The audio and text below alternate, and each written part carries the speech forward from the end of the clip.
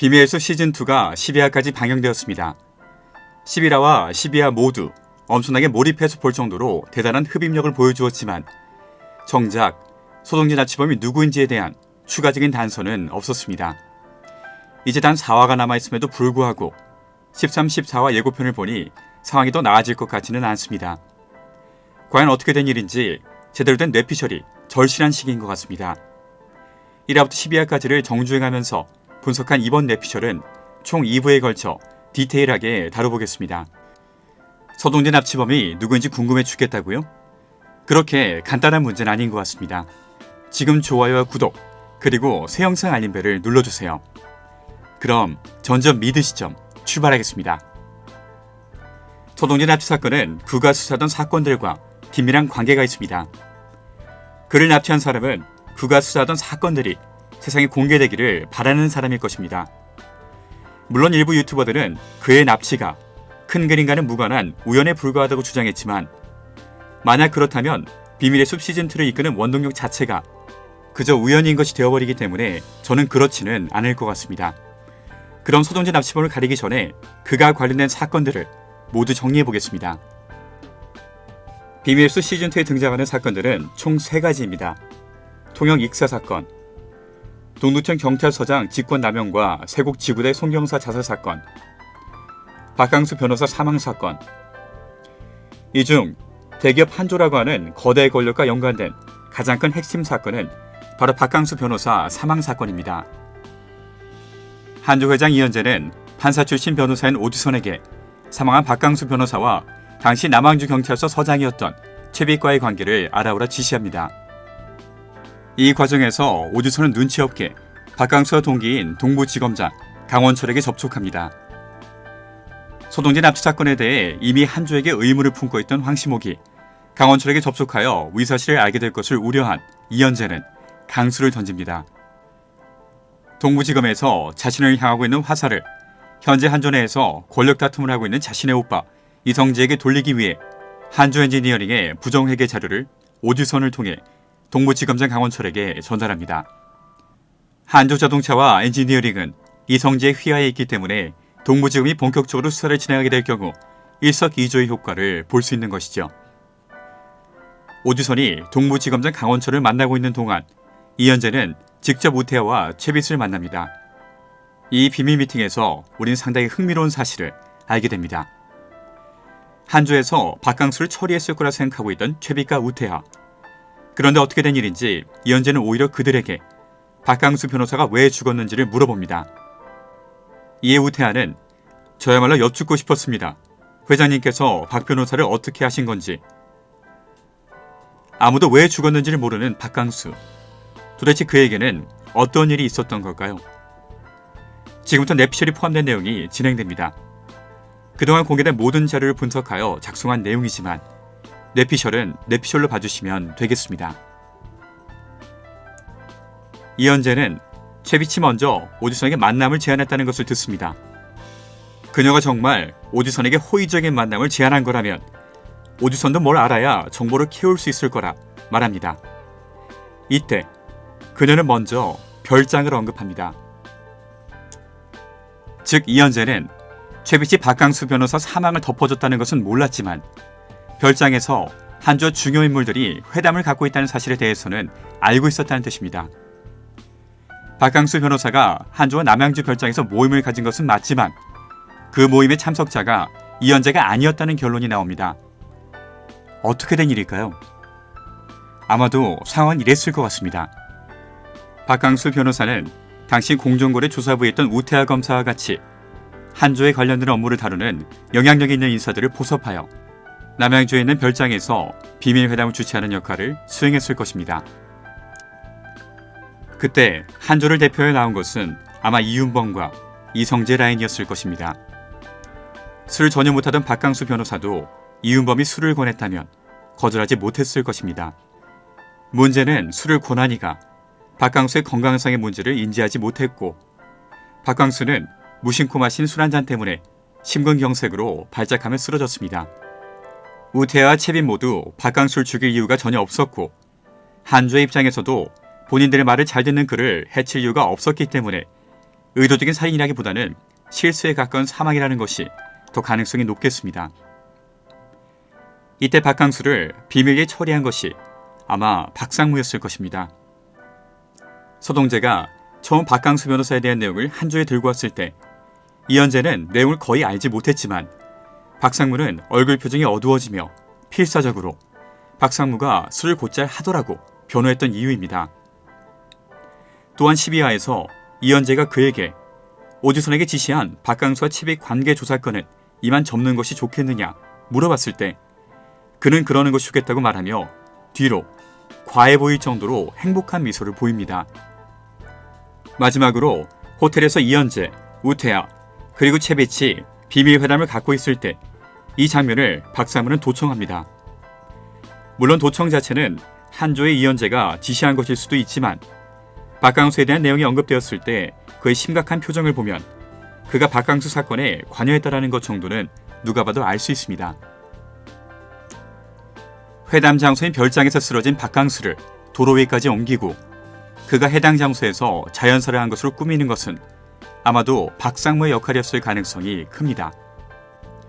문제는 서동재가 말했듯 박강수의 사망 자체가 아니라 바로 그 후의 일입니다. 당연히 블랙박스 영상만이 없는 것과 같은 의문점들이 존재했음에도 불구하고 아무런 추가 수사 없이 순식간에 사건이 묻혀버린 것이죠. 이현재를 이창준의 장례식장에서밖에 본 적이 없고 또 그녀가 박강수를 어떻게 한 것인지를 모르는 우태하는 사실 회담 장소에 초대받은 신참에 불과했을 것이고 실제 그 장소에 가보지도 못한 채 말려들었던 것일 수도 있겠습니다. 박강수가 한조의 부름으로 별장에 가 있었다는 사실을 알고 본인도 그 장소로 향하고 있었던 그는 박강수가 사망했다는 사실을 듣고 단번에 한조가 관여했다고 단정지어버립니다. 그런 일을 관할 경찰서장인 최비택이 부탁해 덮었습니다. 8화에 우태와 채빗의 비밀회담 대화 내용을 들어보면 만약 한조가 연관되어 있었다면 그리고 내가 그걸 아무한테도 말 안 해서 서동진을 못 찾게 된 거라면 나한테 말했잖아요. 최 부장 고질병이네. 내가 뭐가요? 떠맡는 거, 떠맡아주는 거. 지금은 내 죄책감. 그때도. 지금은 서동재에 대한 자신의 죄책감을 떠맡아 주었고 그리고 그때도 그랬다? 여기서 말하는 그때가 바로 박강수 건이 되는 것이죠. 그리고 12화에서 최비치 오주선과 만나러 간다고 우태하에게 말할 때 최 부장 혼자 무덤으로 들어가는 거란 생각은 안 들어? 본인 걱정 아니고 내 걱정 때문이란 거예요? 약속 장소나 문자 줘요. 지금. 둘이 수사권 조정을 놓고 싸우는 사이임에도 불구하고 상당히 친하고 다정해 보입니다. 물론 둘 사이 로맨스가 존재한다는 건 아니지만 황시목과 한여진같이 상당히 친했던 사이라고 해도 무리가 없을 정도입니다. 결론적으로 채비체 입장에선 대단한 일을 해준 것이 아니었습니다.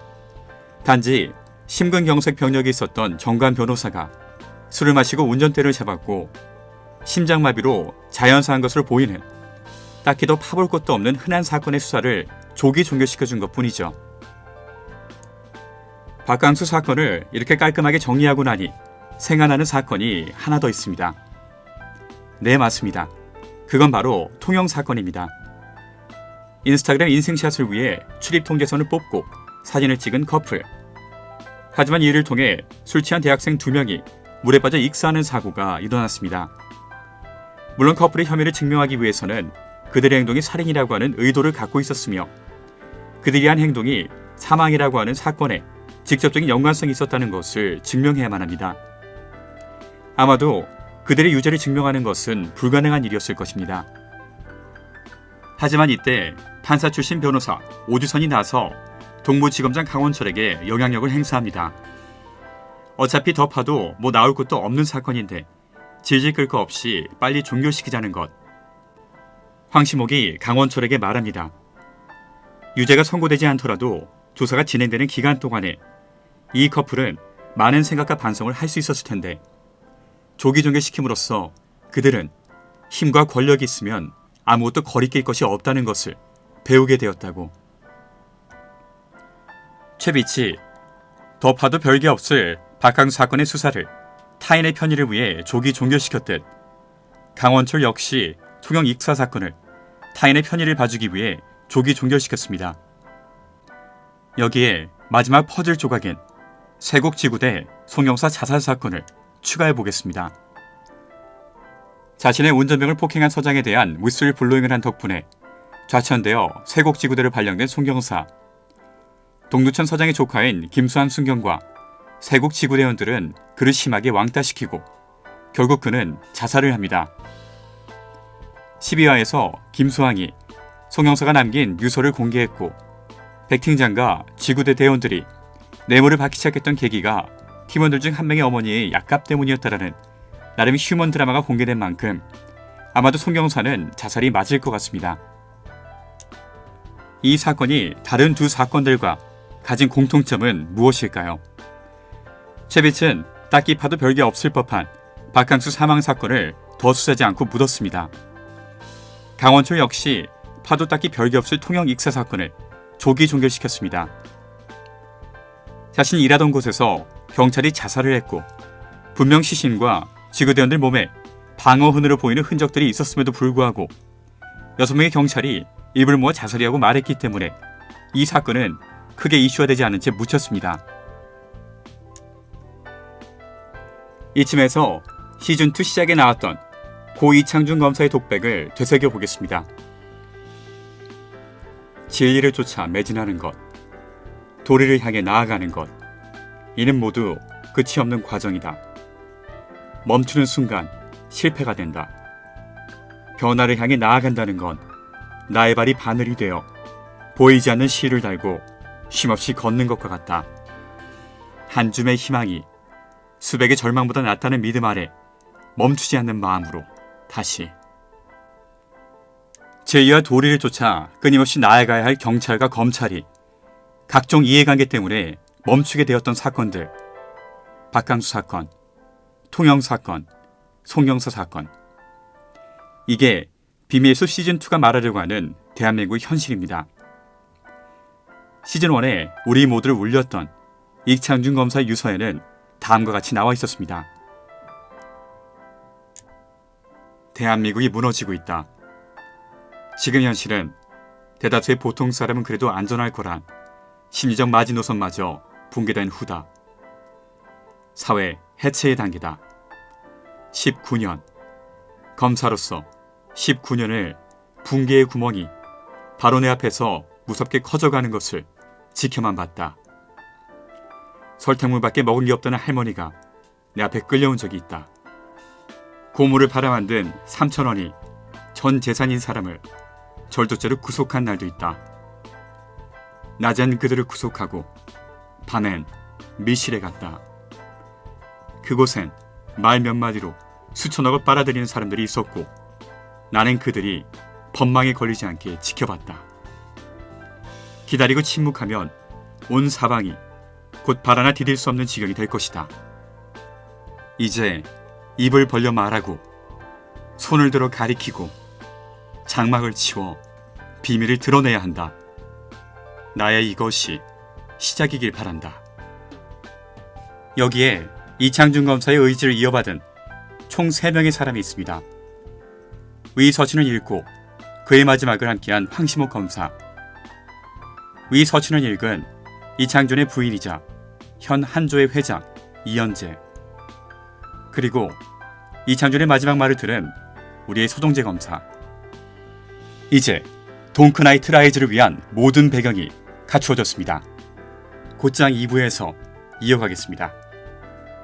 좋아요와 구독, 그리고 새 영상 알림벨을 눌러주세요. 전점 믿으시죠. 라이언킴이었습니다.